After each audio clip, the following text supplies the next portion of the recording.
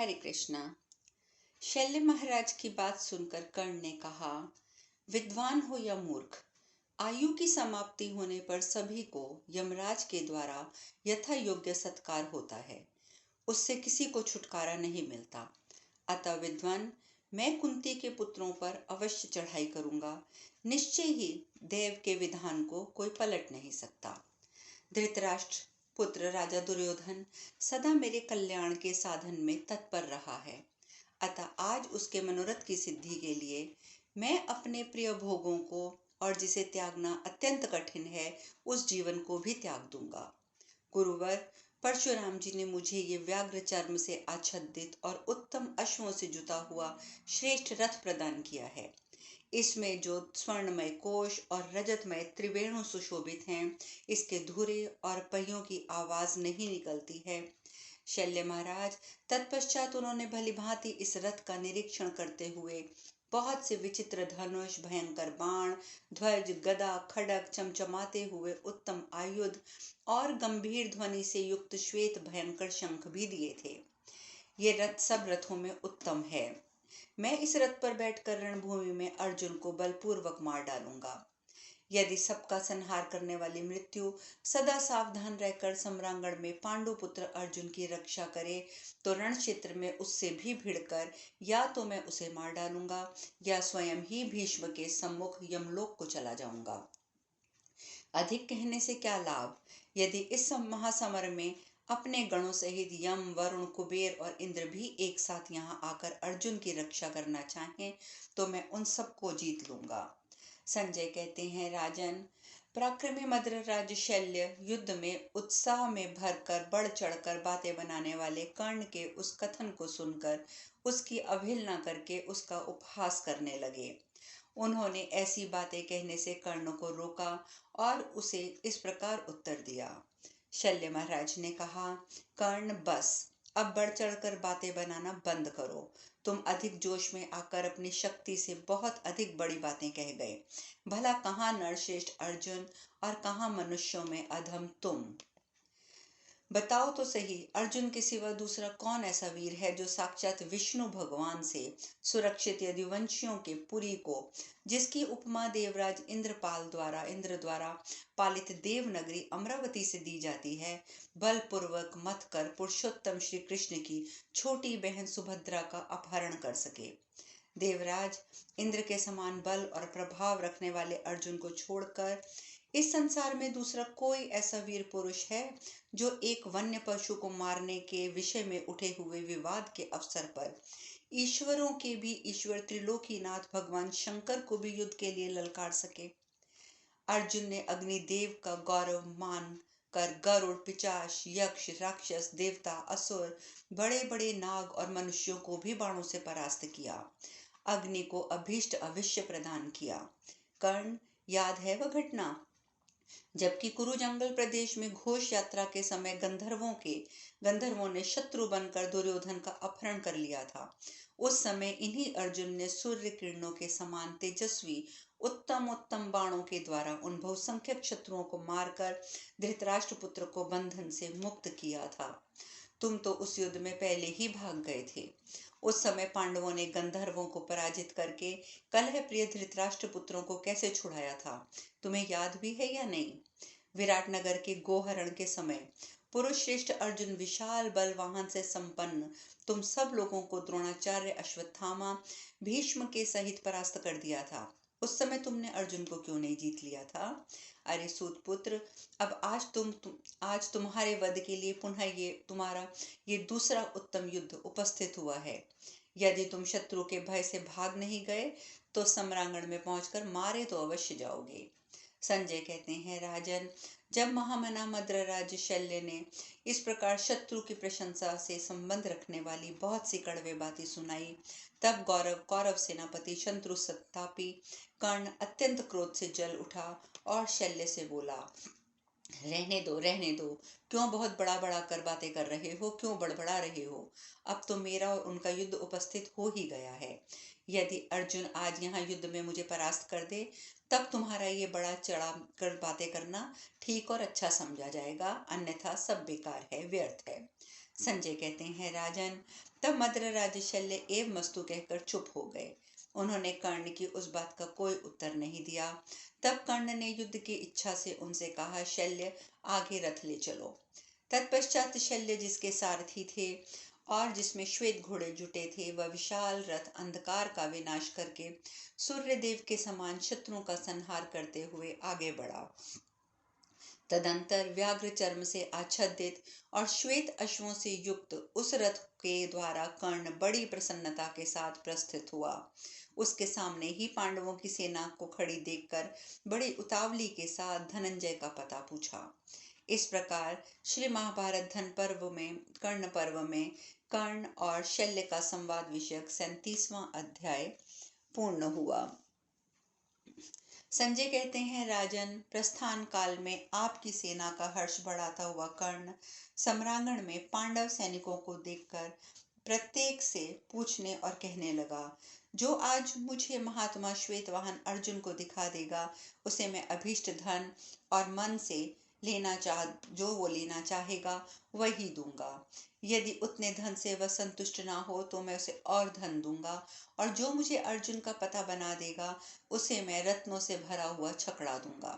यदि अर्जुन को दिखाने वाला पुरुष उस धन को पर्याप्त ना माने तो मैं उसे प्रतिदिन दूध देने वाली 100 गायें और कांस का दुग्ध पात्र भी प्रदान करूंगा। इतना ही नहीं, मैं अर्जुन को दिखा देने वाले व्यक्ति के लिए 100 बड़े बड़े गांव दूंगा। जो अर्जुन का पता बता देगा उसे खच्चरों से जुता हुआ एक श्वेत रथ भी भेंट करूंगा, जिसमें काले केश वाली युवतियां बैठी होंगी। यदि अर्जुन का पता बताने वाले पुरुष उस धन को पूरा ना समझें तो उसे दूसरा सोने का बना हुआ रथ प्रदान करूंगा, जिसमें हाथी के समान हष्ट पुष्ट 6 बैल जुते होंगे। साथ ही उसे वस्त्राभूषणों से विभूषित 100 ऐसी स्त्रियां दूंगा जो श्यामा 16 वर्ष की अवस्था वाली सुवर्णमय कंठहार से अलंकृत और गाने बजाने की कला में विदुषी होंगी। अर्जुन को दिखाने वाला पुरुष यदि उसे भी पूरा ना समझे तो मैं उसे 100 हाथी, 100 गांव, 100 पक्के सोने के बने हुए 100 रथ, 10,000 अच्छे घोड़े दूंगा।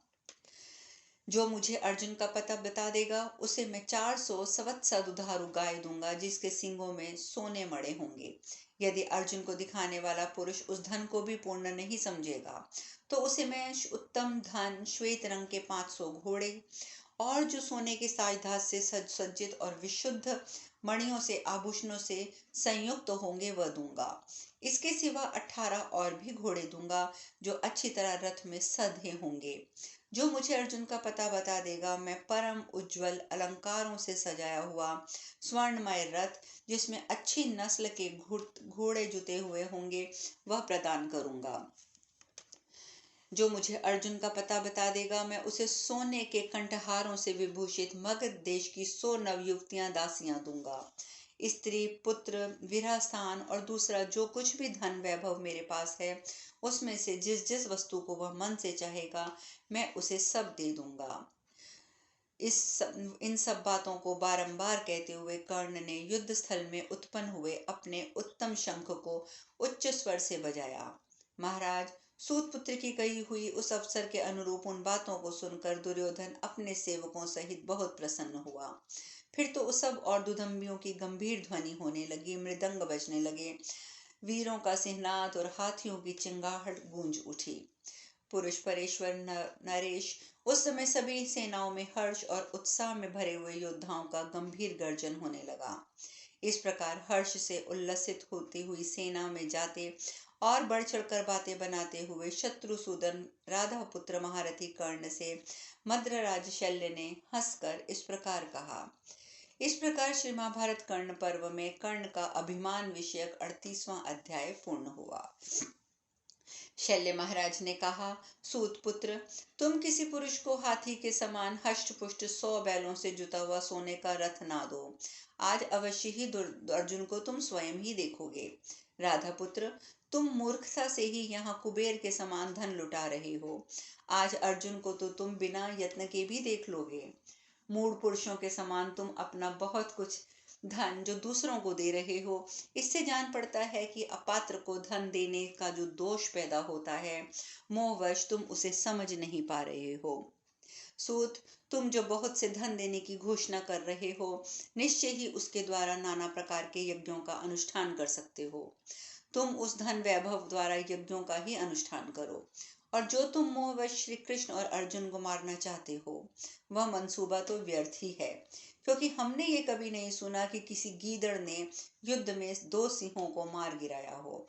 तुम ऐसी चीज चाहते हो जिसकी अब तक किसी ने इच्छा नहीं की थी। जान पड़ता है तुम्हारा कोई सुहृदय नहीं है, जो शीघ्र ही आकर तुम्हें जलती आग में गिरने से रोक ले। तुम्हें कर्तव्य और अकर्तव्य का भी कुछ ज्ञान नहीं है। निसंदेह तुम्हें काल ने पका दिया है, अतः तुम पके हुए फल के समान गिरने वाले ही हो। अन्यथा जो जीवन जीवित रहना चाहता है, ऐसा कौन पुरुष ऐसी बहुत सी ना सुनने योग्य ऊटपटांग बातें कह सकता है। जैसे कोई गले में पत्थर बांधकर दोनों हाथों से समुद्र पार करना चाहे, अथवा पहाड़ की चोटी से कूदने पर इच्छा करे कि मैं मरूं ना, ऐसी ही सारी चेष्टा और अभिलाषा तुम्हारी है। यदि तुम कल्याण प्राप्त करना चाहते हो, तो व्यूह रचना पूर्वक खड़े हुए समस्त सैनिकों के द्वारा सुरक्षित रहकर अर्जुन के साथ युद्ध करो।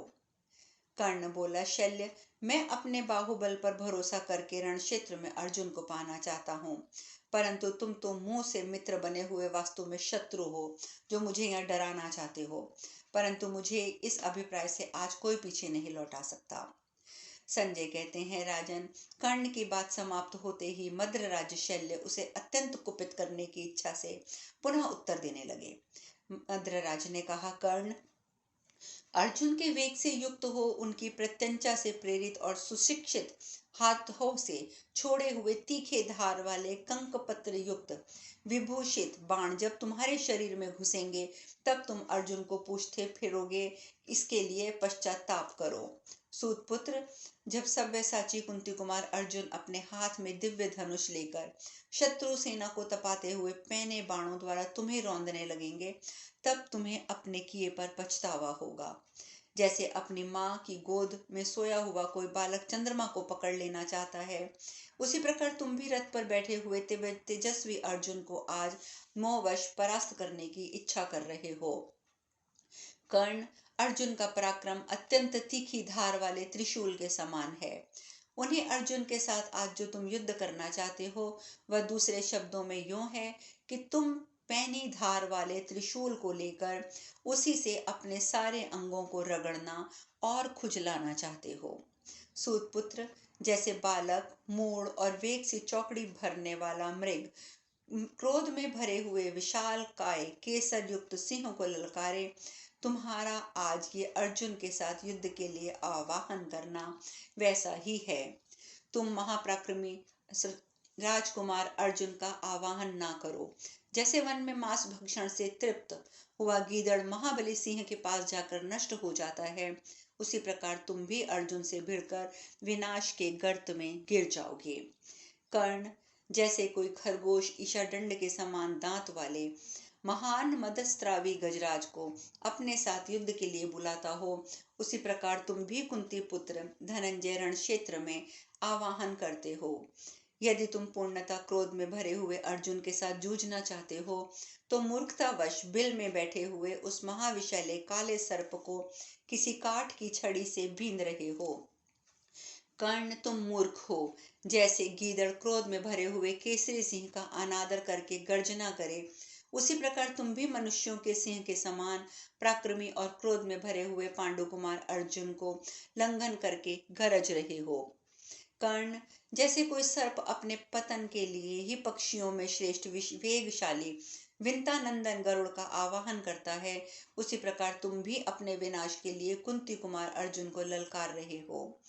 अरे, तुम चंद्रोदय के समय बढ़ते हुए जल जंतुओं से पूर्ण और उत्ताल तरंगों से व्याप्त अगाध जलराशि वाले भयंकर समुद्र को बिना किसी नाव के ही केवल दोनों हाथों के सहारे पार करना चाहते हो। अरे बेटा कर्ण, दुदुम्बी की ध्वनि के समान कंठ स्वर गंभीर है, जिसके सिंह तीखे हैं, तथा जो प्रहार करने में कुशल है, उस सांड के समान पराक्रमी पृथापुत्र अर्जुन को तुम युद्ध के लिए ललकार रहे हो। अब शेष कथा कल। हरे कृष्णा।